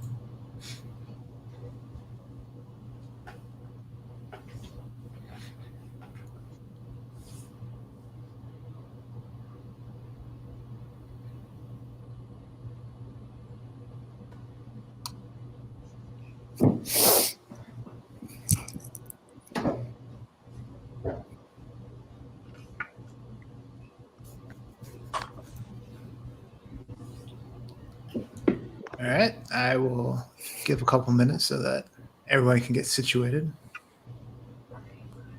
Cool. Hopefully, everyone didn't forget everything that we talked about after break. Or else, I'll have to go over the lecture again. Green pills, blue pills. I think I got it. Yeah, that's if there's anything, that's the only thing you get out of this is green pills and blue pills. Then I did my job. Good. I'm picking up on the right thing. Perfect. All right. Let's see. We might talk about this thing later too, but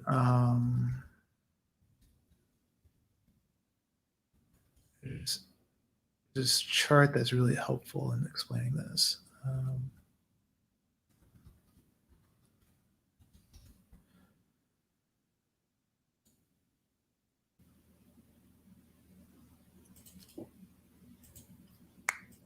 So I'm going to post this link in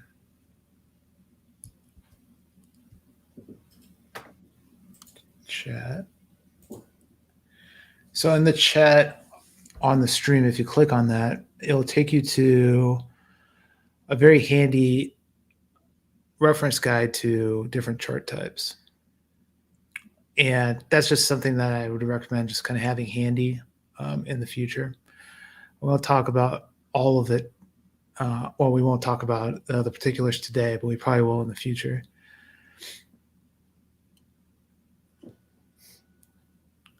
But kind of looking over that, that's kind of a good way of thinking about, like, when you start thinking about chart decisions, what are you looking at? Are you looking at correlations? Are you looking at rankings? Are you looking at flows, geospatial, all trends, those types of things? Depending on how you're trying to visualize your data and what type of insight you're getting, that's going to have a major impact on the chart type you have. And so chart type is a lot more purposeful than just, I think I like bars today. It's going to be based on the type of data that you have available, but then also what insights you're trying to get from the data that you're looking at. So we already looked at one chart type. So we looked at the bar chart. Now, if I am wanting to create a scatter plot, then that would basically be the same thing, except instead of a blue and a green pill, it'd be two green pills. So in this case, I'm going to take sales and put it on columns, and then profit I'm going to put on rows. And like a bar chart, when you just have just green pills without any blue pills in the measure or in the view, you only have one item. So in the bar chart, there's one bar. In a scatter plot, there's one circle. And so this is the total aggregation of the sales and the profit. And you can see that's the sum of sales and the sum of profit. But then if I add in, again, state, then all of a sudden I have a lot of circles. And you can start getting some, insights based on that. And so, like last time we were looking at segments with the bar chart, you could see that, we had a ratio scale and then we had an ordinal scale. In this case, we have two ratio scales. But we can get additional insights, presenting information in this way that you wouldn't get through a bar chart. For example, like, what is the pattern of the data? Is there a type pattern? You start to see, there's a clustering of it. What's the difference the between dropping a pill in the columns and rows and the marks menu? Right. So the marks, this is how, so like if you go back to that Rubik's Cube. Yeah. So that's basically like, if I'm dropping this in, like, so if I drop this in detail, This is basically grouping those data based on all the different states. And in this case, the marks here is automatic and it's based on shape. So if I wanted to change how this looked, I could go on the marks pull down menu, and then I could change it to circle, which will give me a solid, which is typically how you'd probably see a scatter plot. But then with size, I can do even more things. So I can either change it manually if I just want to have all the circles a different size. You know, do something that's very unhelpful, like make them giant. That's not. I wouldn't recommend that. That would be what I would consider a bad design decision. But then you could also use a metric to determine the size, and so that could potentially make it meaningful. Now, typically, like if you don't have a really good reason to make circles different sizes, then generally don't, because it creates focus in things that you may not want users to have focus in. So like if you just saw that I put quantity in here, well, where does your eye track to? Well, it tracks to the bigger elements, even though there's more elements down here. And that's probably one of the biggest things when you start learning, you know, working with data visualization, how small things can really have a big impact on how it's impacting how people view the data. So if I take that quantity off, you can see that you actually look at it very differently, even though that was a very small thing. Because right here, your focus is down here at the clusters, while when I put the quantity on the sides, your focus is up here at the top right, even though those are basically outliers. So, you know, potentially that's where you want people to focus, but, you know, that goes into the idea of, you know, where are the insights and how do you want to communicate those insights? So if the most interesting part of the data, you know, is those elements that are on the top right, then, you know, might make sense. Generally, probably not, but those are just kind of the things that you have to consider when you're trying to think about where to focus someone's attention at that data. So, and I could be derailing. Sorry if this is just from left field, but Oh, that's fine. I'm trying to figure out, well, what do all those things that have negative profit, particularly with growing sales, have in common? But that could just be a sort of coming from left field thing. Yeah, and you know, when you're going through that process of, you know, this is like data exploration, and like if I have a brand new data set, I mean, this is basically what I'm going to be looking at. Like I'm going to be looking at histograms, scatter plots, just to be able to have a high level of that information. And really, that's like kind of what I was talking about before, of like you want to establish what normal is and what typical is. So like you want to know what the typical profit is of the state, so that when you have you know, some kind of deviation or you have this pattern here, then you can start to say, okay, well, why do we have negative profit? Why are we losing money in states? Because if you have states that are making money, then, you know, there's got to be a reason, you know, particular to that other state, why it is, you know, why it's losing money. You know, perhaps it's like something that's temporary.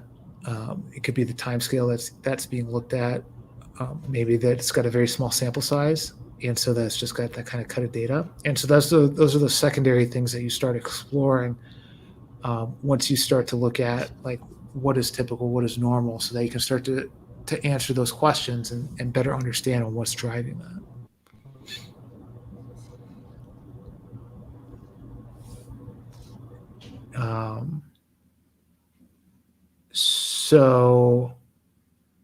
So like I said before, this is a scatter plot, and this kind of shows you what those patterns are. And, you know, just as simple, like there's really no aesthetic changes to it. We did the most minimal things, and we already have a bunch of insights about, wow, like, you know, about, so if I highlight these, you'll see down here, there's kind of like a little status at the very bottom left of the Tableau window, that will kind of tell you how many, give you the kind of the running count of everything that's on your screen. And so when I added in the blue pills to the marks menu, so like if I take these off, I only have one dot because this is all of the sales and profit. And so you'll see down at the bottom left, there's one mark. And so each of these dots are known as marks, which correlates with the marks menu here. And you can see it's by one row and by one column. And then it'll also tell you what that aggregate of sum of sales is. So then, and if I use my back button and go back, then you can start to see that it still gives me that overall sum of sales. But then I also have 49 marks. So they have a lot of states, but not all 50 of them.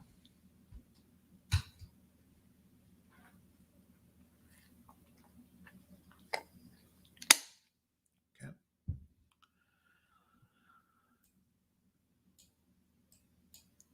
So I know we're just going really high level on this, and we'll go deeper in future classes. But the biggest three is bar chart, scatter plot, and line chart, which is for trending. So a line chart, you typically would want to have some kind of date time. So in this case, we'll go with order date. So you can either drag the pill or you can double click it and it'll automatically put it up there. And you can see that this is a discrete date, and we'll kind of go over the differences here because that's a bit of a confusing aspect for beginners. So in this case, we're looking at sales by order date that is grouped by year. And the mark section, if we're making a line chart, typically that we're going to want to have a line instead of circles. One thing that you can do with any date time is if you right click it, you'll see here that there are in the submenu. First off, the submenu for the date time stuff is ginormous, which is always intimidating. But the main things to really focus in on for the submenu on any date time are these seemingly duplicated options. And I can see it. You can't see my submenu on here, can you? Hold on, let me change my screen to see if I can get you. But I am following along. Do that. I see what you're talking about. Okay, good. So here you can see you got these. Here I can. Okay. So you can see here you have these two sections here that are very similar, right? So you got year, quarter, month, and this is again how you're grouping the data. So like if you have a year, that's a bigger bucket compared to a month. And how you're grouping that together. But the first section here, where you just see that that's just very simple information of just year 2015, quarter, Q2, that means it's discrete. It's a blue pill date. And so it's going to be like a bucket. While the bottom here, where it's more descriptive of saying, okay, this is quarter plus year, this is a continuous date, which means it's scaled. So this date is scaled. And what I mean by that is it's actually like on a number line. And, this may seem like it's scaled, but this is actually like separate things that you're grouping together. And sometimes, like in this case, it looks like it is scaled like a continuous one, but it isn't. And you'll see the difference here. So when I switched it, it's now a green pill. You can see that it automatically went to the full side of the window. And it gives me more flexibility on the axis. So you see the axis is different. That you can start editing, and because it's actually being scaled on a, being scaled as a metric. So it's actually being used as a continuous instead of a discrete variable.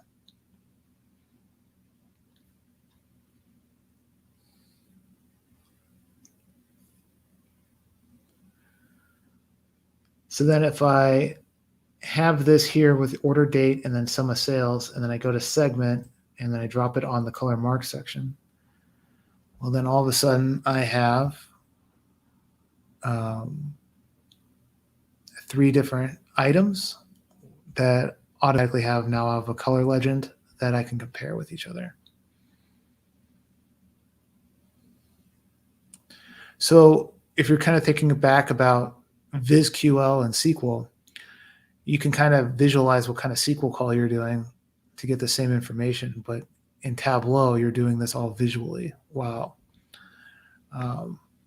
Tableau is making those SQL calls behind the scenes.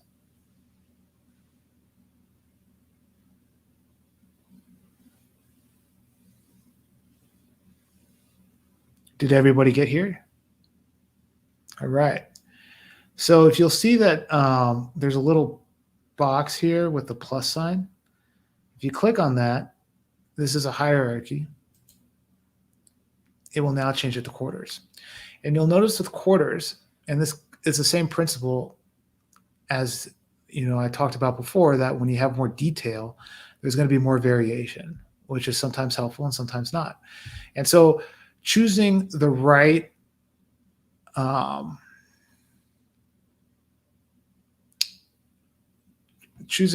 frequency or the cadence or the size of each of the elements, that has data within them is more of an art than a science a lot of times. And, there's going to be more volatility and more noise the more detailed I get into a line chart. So you can see here, I'm now looking at a month, and now I just got spaghetti going up and down. So potentially this could be useful. Potentially it could not be useful. It really depends on the context of what you're trying to communicate. So for example, if I was looking at a very technical view, and let's say instead of sales, this was like server load or server activity, and you're trying to answer the question of how much like stuff do we need? I think the technical term is stuff, to be able to make sure that you don't have angry users. This might be very helpful, because then you could have I could add a reference line, and we'll go over this more in the future, but I'm just kind of showing how you kind of go through that approach. Let's say that the benchmark is 40,000.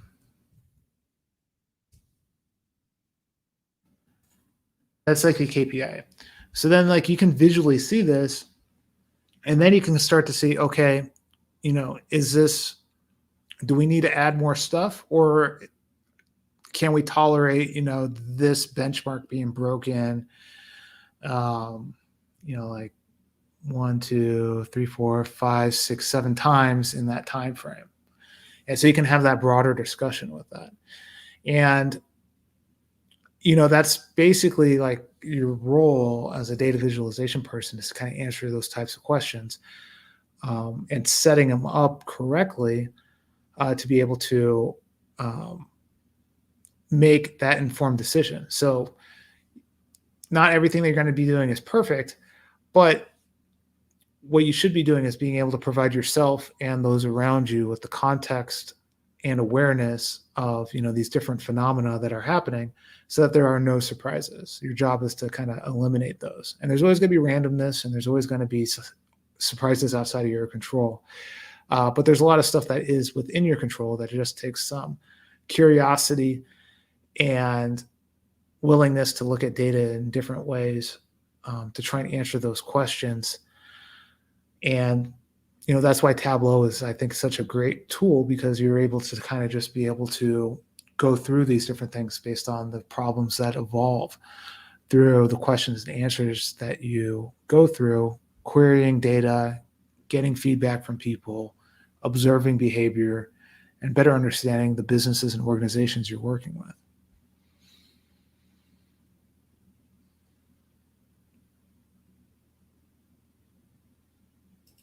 Okay. So I'm going to go back to month, and I'm going to switch this back to a blue pill. And you can see here that even though we're at a monthly view, this looks a little different, right? The reason is because we took out year from that part of the equation. So before we had like December 2018, December 2019, December 2020. In this case, we just have December. So this is actually giving you a seasonal look at that same data, which is another way to look at this. And especially with time series data, there's just like an infinite different ways that you can kind of cut and look at the data. And again, it tells you different information. So in this case, we are Superstore sales, and we're e-commerce office supplies store. And we see that there's a spike with all segments at the end of the year. Is there any reason why there might be more purchasing at the end of the year? Christmas and holidays. And who doesn't want office supplies for Christmas? I mean, that's definitely what I'm hoping, is hiding underneath the Christmas tree. A stapler, some Scotch tape, and maybe some marker pens. Sounds like a good Christmas to me. Yes, absolutely. Dedicated to the craft of business. So that's just another way to look at it. And so if you want to look at data in that way, discrete might be that, might be the one that works best. And you can also do a workday view. So you can, these are really great for looking at like employee performance or employee activity to kind of see like how miserable their Mondays are and how checked out they are on Friday before the weekend. Typically people are like most productive on, Thursday for some reason. I don't know why. Sometimes Tuesday, but Thursday seems to be probably because like people procrastinated throughout the week and then like they're like, oh yeah, that's right, I need to get stuff done before the weekend. So Thursday seems to be the one. But yeah, so if you ever have any kind of data that's meaningful where you can like look at people on their workday, I highly recommend it. It's really interesting stuff. All right, so those are line charts. So we went over bar charts, scatter plots, and line charts and how to make those. Those three charts, if you can do those well and feel comfortable about using them, that's like 80% of what you need as an analyst.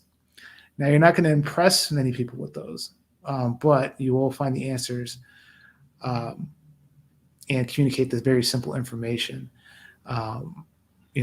within those. And you can still make some pretty compelling stuff once you start knowing more about the formatting and maybe some more of the advanced calculations and those types of things. But really, the building blocks really start with the bar chart, line chart, and scatter plot. And once you get those down, then you can start wowing people when you start adding in additional charts into your repertoire.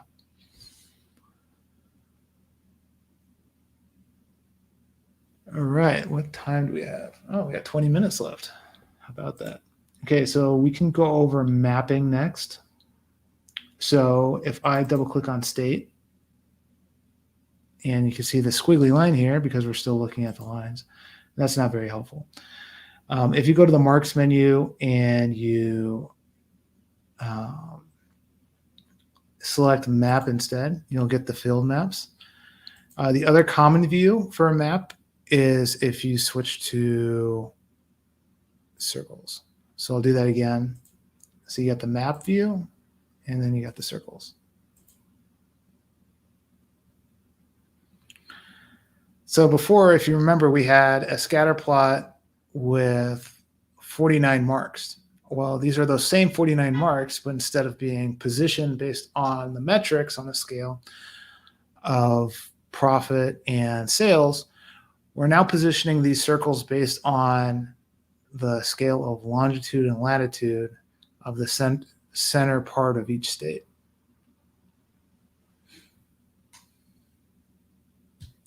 So when you see that latitude generated and longitude generated, this is what Tableau is calculating to make sure that the states in your data has meaning. So even if you don't have a lat longs, you'll still be able to visualize data in this way.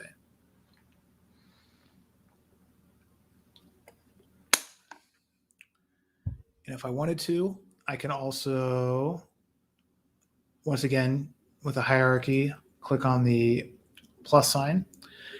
And now you can see that instead of states, I have cities, which gives you a lot more circles. 604.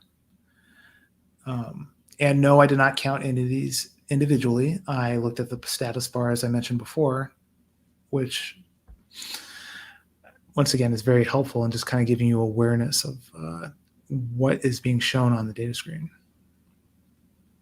or what's being shown on Tableau.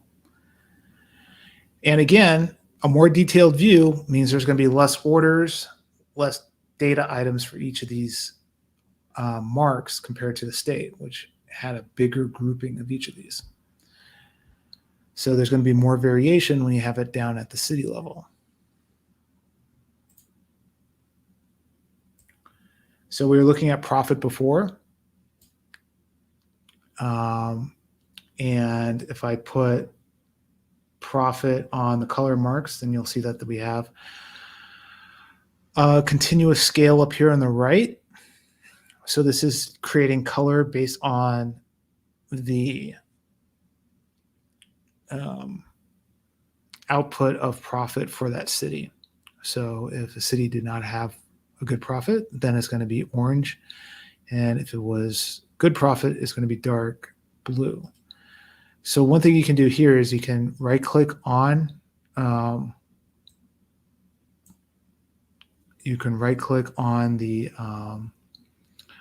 color scale, and you can change this a little bit because there's a little bit too much gray in here. So one of the things I'm going to do is I'm going to go step color, and I'm going to go 6 steps.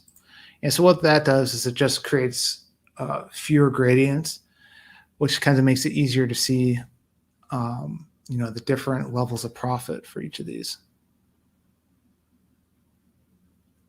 So when you apply that, you can kind of see that a little bit better, where there's negative versus profitable.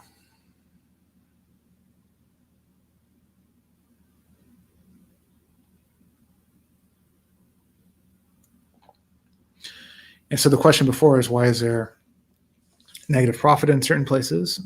We don't know, but there seems to be a regional component because all of these seem to be correlated with states, except for a few instances where they're not.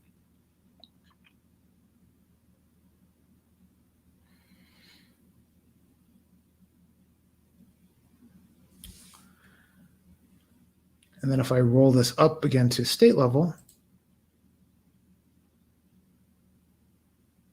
then you can see that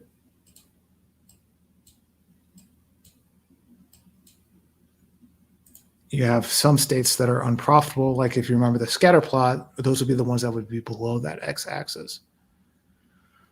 Now, you might be asking why you'd use circles instead of the field map.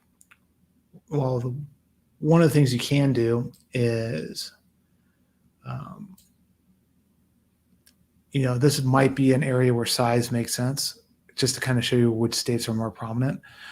So like, if you think about size from a quantity perspective here, everything has equal representation, right? But for that overall top number for your profit, it's not going to be equally distributed based on different states. So it's kind of like, if you think about like the Electoral College map, there's a big difference between winning California and winning Vermont. And so a lot of times, like if you see Electoral College map, you're going to show that, California is going to have a lot more than Vermont. Well, the same thing happens with, other pieces of data too. So in this case, because California, matters so much, it does make sense to include that.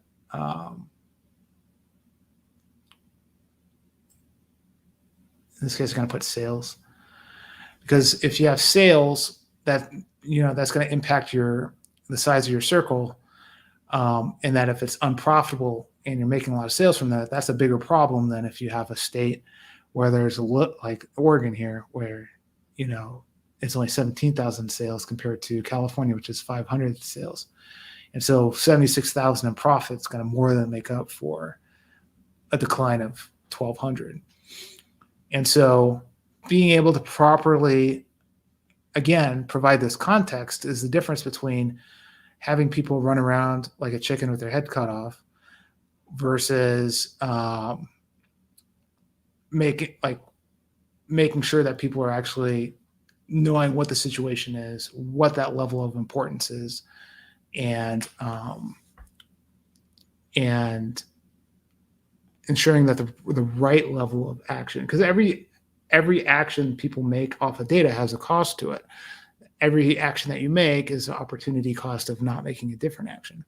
And so, it's through kind of going through this whole process to be able to go to prioritize what is the most important thing, depending on what the question's being asked, to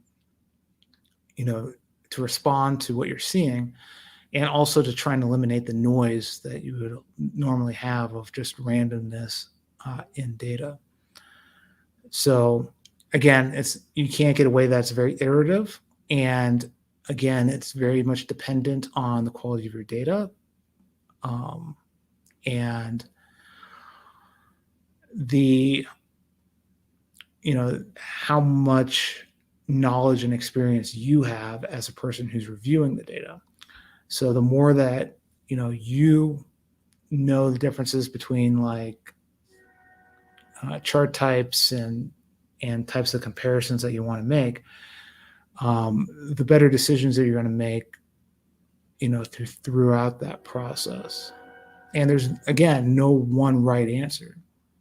Even like if I had told you what the best practices were for data visualization, like technically, yes, there are what are known as best practices. I can show you books to be able to confirm that, this is the best way to visualize data.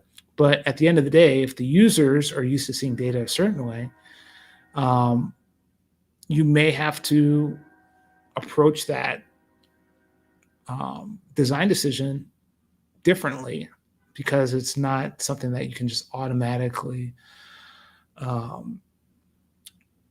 just say that the right answer is this because someone said it was this, or you can only look at one aspect of that decision. You really have to take in the multitude of all the different factors into trying to come up with the best design decisions within the constraints that you're operating in and the opportunities that are available based on the data and the insights available.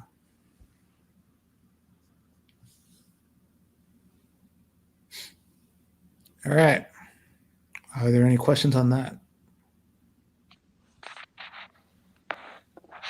Okay.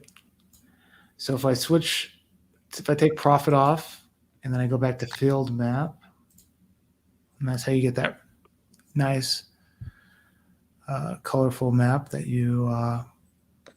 makes you feel like you did a lot, even though it was only like 2 clicks.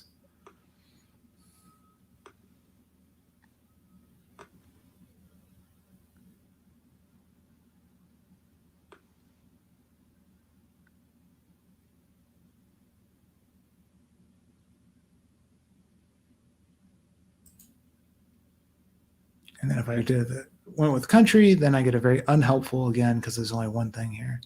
There's not really anything to compare. So the map itself is very unnecessary.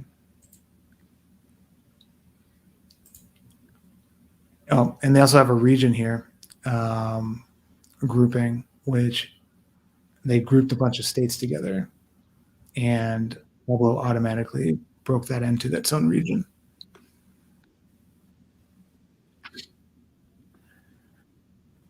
Okay, so we went over bar chart, scatter plot, line chart, and map. Now, to practice, you'll use this last 10 minutes to create 4 worksheets of a bar chart, a scatter plot, a line chart, and a map. And you can make whatever design decisions well, I wouldn't say design decisions, data viz decisions in that process.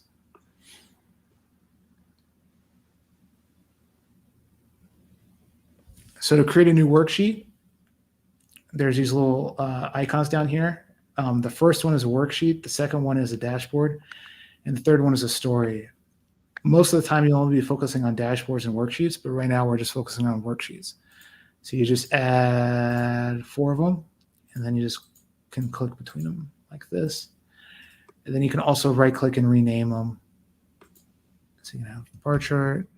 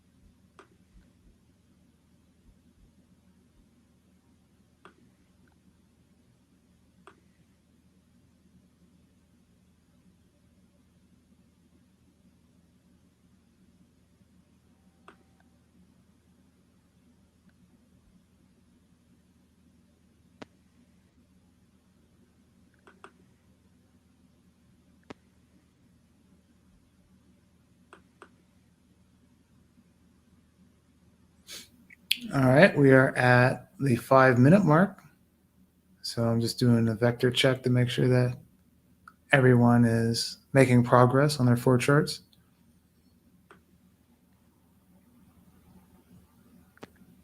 Thumbs up. All right.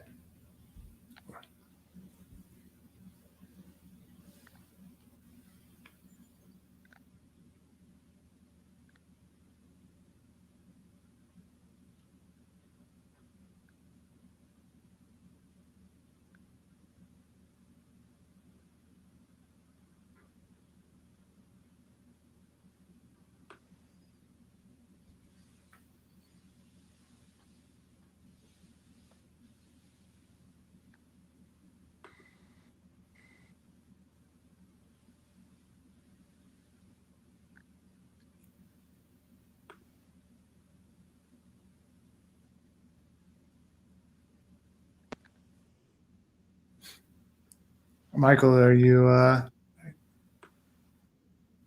you good? Okay, you're good situation too. Okay, we're all good. Perfect. All right, everybody's an expert already. Only took one Playing class. around with data. Oh, that's good. That's what you need to be. You need to have that attitude when you're learning Tableau. There's certain people that just like gravitate towards Tableau when they first find out about it. And they use it for everything. All right. So everyone got their charts done. Are there any final questions?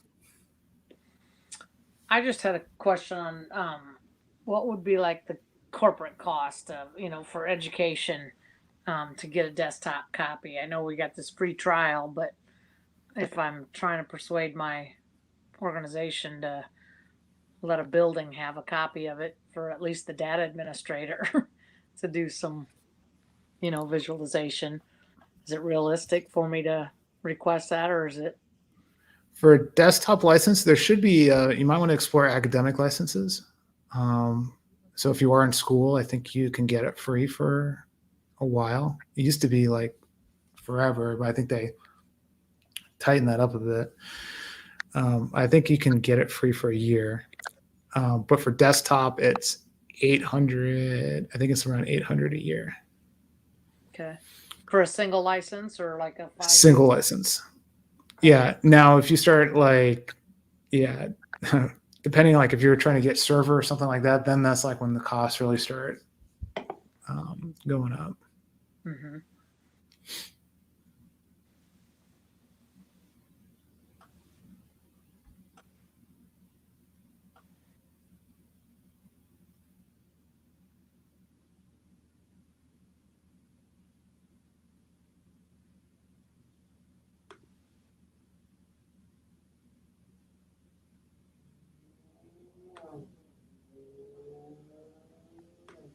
All right.